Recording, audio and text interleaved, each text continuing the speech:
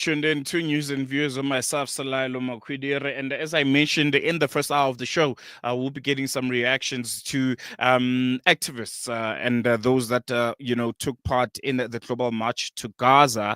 And in a bit, we'll be joined from Cairo by Yusuf Joe. He's a South African delegate who took part in that march. Him and, fellow South Africans and, people from the world over that went out to Egypt to try and stand in solidarity with Palestinians, have been met with a great deal of hostility by the Egyptian authorities. Yusuf is still in Cairo, and he'll be sharing with us his first-hand experience of some of these challenges and ultimately what keeps the movement going and what's the way forward from here. Yusuf, thank you so much for joining us. Welcome to Salam Media. Really, really appreciate you giving us your time.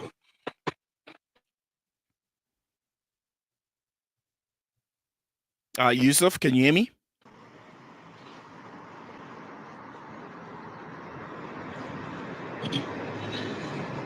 Yusuf, can you hear me? Yeah. Yes, I can. All right, perfect. Thank you so much for chatting to us. First and foremost, if you Yes, can I just can give hear us. you. Yes, I think if you can just give us insight on where are you currently, what's the latest regarding the global march to Gaza, and are you guys coming back as we're hearing from reports?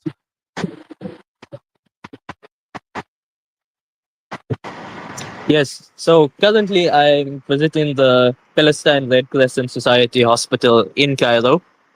Uh, we haven't yet been on a full tour, but yeah, whatever we've seen already, it's heartening. Um, it's not an easy sight. We have engaged with the South African embassy as well yesterday, and they've advised us that we should start making our way back to South Africa, as it doesn't seem like anything more would be able to happen after we have tried a few times and we were met with a lot of force by the Egyptian authorities, which is not understandable to us because we came here on the assumption that we're helping the Egyptian cause. As they've always said on international platforms that they want to see fire and they want to get aid into Gaza. So yeah, it looks like we have to come, but there's still a large team from South Africa trying to make a difference, trying to meet some Palestinian families, trying to support causes like the Palestine Red Crescent Society Hospital and so on. Let's talk about some of the challenges that you guys have faced. The hostilities. I mean, we've heard of people being detained. We've heard of people being deported. Firsthand, what was your experience with the Egyptian authorities? And some of the reports that we're hearing of the hostility that they were dishing out.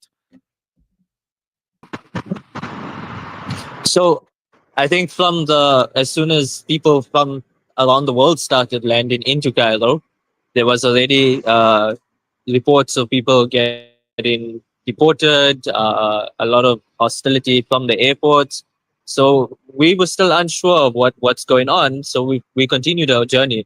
I think from the South African delegation, there was a few people that had some trouble at the airport. However, our ambassador here did contact Egyptian authorities and ask them as to what's going on. So they were released. However, when we started making our way towards, and I know there's a lot of misconception based on what I'm about to speak about. So on the media, there's been a lot of things that we see about a protest happening. However, no one was protesting in Egypt. We had a plan to meet up in delegation. In fact, the entire global delegations were supposed to meet, and we are going to be briefed there. We had transport arranged, which was going to take us to Al Arish, and our plan from there was to start the march, which was a 48-kilometer march through the Sinai Desert, going towards Rafah. Before we even got to Ismailia, was at a checkpoint about an hour out of Cairo, we were stopped and ask for our passports. Now, we know in any foreign country, if the authorities ask for your passport, you have to keep it on you, you have to produce it. They look at it, they make sure that you're in the country legally, and they hand it back to you. And we were all legally in the country. We all had visas and so on. However, they started collecting our passports, and they collected our passports at the checkpoint. They collected their passports, walked away, and that's when we realized something's not right, because generally they'd look at the passport and give it back. However, they walked away inside a building with no communication, nothing. We tried asking them what's going on, how long is it going to take. They were absolutely silent. Went in, and I think we were without passports and information for at least 5 hours, and that obviously caused some frustration. But people were still calm, and they understood that we just on our way. This is a part of the journey. Then we started getting reports of other checkpoints, the same things happening, and we realized that we were divided. Some were allowed to pass the first checkpoint, but they were stopped at the second, and some went up till the third checkpoint.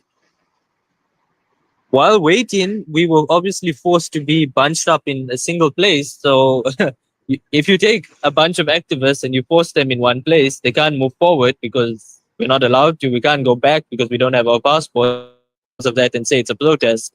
Uh, that's purely media propaganda because there was no protest. We were forced to be where we were. We started getting reports of other checkpoints, violence being met out. There were people beaten. We saw images of people being beaten and forced onto buses. Eventually, I think our group, which was about 1,200 people globally, were the last checkpoint that they brought in the buses. And we said that no, why are we jumping onto buses and where are these buses going? And we were told we have 15 minutes to jump on these buses. It will take us somewhere back in Cairo. If not, then force will be dealt. And by then, we already started seeing reports of the other checkpoints. The police actually walked back, and there was another group of people. We can't identify them. We don't know who they were. From what we were told by the authorities, that they're not police. And these people brutally hit and assaulted a lot of people. Um, so our leadership advised us that we should comply with the authorities. If they giving us 15 minutes to jump on these buses, there's nothing we can do. By then, most of us was given our passports, and we jumped on these buses. We were lucky. We only drove for about an hour and a half and got dropped off in the middle of the road, close to a metro station. However, some people were driven around for 8 hours, which made zero sense because we were not that far from Cairo. 8 hours dropped off at a small airport, and the driver and escort just disappeared. They had no bags. Some of them never have passports. After about 2 hours sitting in the bus, trying to wait, obviously thinking the authorities will come and deport them or something, they jumped off and realized that there's no one there. Really, really shocking. So these are some of the things that we faced. There were a few of our members that were hurt. No one was injured badly. However, we did see a few other delegates from other delegations across the world injured quite bad. And yeah, that's basically our experience so far. Mm, mm, mm. What's the mood and feeling like amongst, the activists? This was supposed to be a march, that was supposed to be a big statement when it comes to Palestinian solidarity from people from all over the world. Unfortunately, it didn't reach the destination that it was intended to. Are people feeling dejected? Do they feel like it was a mission incomplete? Maybe not failed, but a mission incomplete? I think definitely we are very sad. A lot of activists are sad. However, I don't think it was a failure. It definitely wasn't a failure. Yes, it is an incomplete mission, but I think I wouldn't say incomplete mission because that would assume that that's the result of it. I would say it's an ongoing mission, and that's how we see it. It's still an ongoing mission. I don't know if we did truly think we would make it all the way to the end. Maybe some of us did, some didn't. But us being here, over 4,000 people coming into Cairo, another approximately 4 to 7,000 people coming in from African countries by land, driving here. That alone, I think, is starting to shift things. People are realizing people maybe they can stop 4,000 now and they can stop another 4,000 coming in. But as it picks up momentum, and I think very soon we'll see, and we hope to see that most of Africa, most of the world, but especially Africa, because as Africa, as a South African, um, we hold this very dear to us. So overall, the mood I would say is a bit sad, is a bit disheartening, but we're not done, and we're coming home not as being defeated, but we've come, we've made our statement to the best of our ability.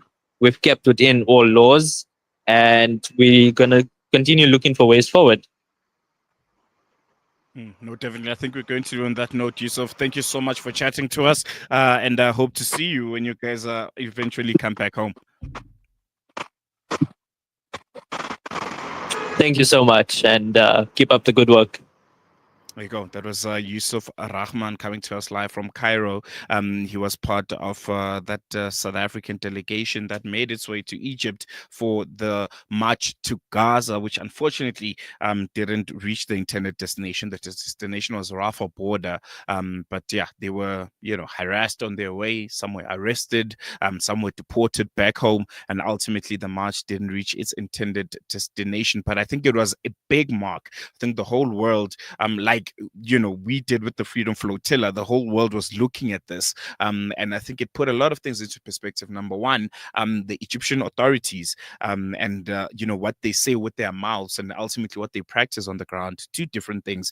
They say they're in solidarity with the people of Palestine, they support them in every way possible. But what you're seeing on the ground, not even with Palestinians, with people coming from all over the world coming to say, Egypt is the closest country to Palestine. The Rafah border is essentially, the only corridor that at this point you can link up with that gives you a bit of sense of what's happening in Palestine. And they're saying, no, we're not going to give you that access. We're not going to, even have you being a mile off Rafah. And that puts a lot of things into perspective. And as Yusuf said, the statement was made. It's not necessarily a mission failed, maybe a mission incomplete. And you would understand people spent a lot of money. And these were not, big activists and people in high office, government officials, but these were random men and women from all walks of life saying we're going to make our way to the Rafah border, and we're going to shout and scream free Palestine and show our solidarity with the people of Palestine. And they were not armed, they were not dangerous in any way, but yeah, they were halted to do all of that by the Egyptian authorities. So yeah, really, really concerning how the Egyptian government has responded to this. We're going to take a quick break. We're wrapping up the second hour of the show, and when we come back, we'll be continuing with the latter part of the show. You don't want to miss it. This is News and Views.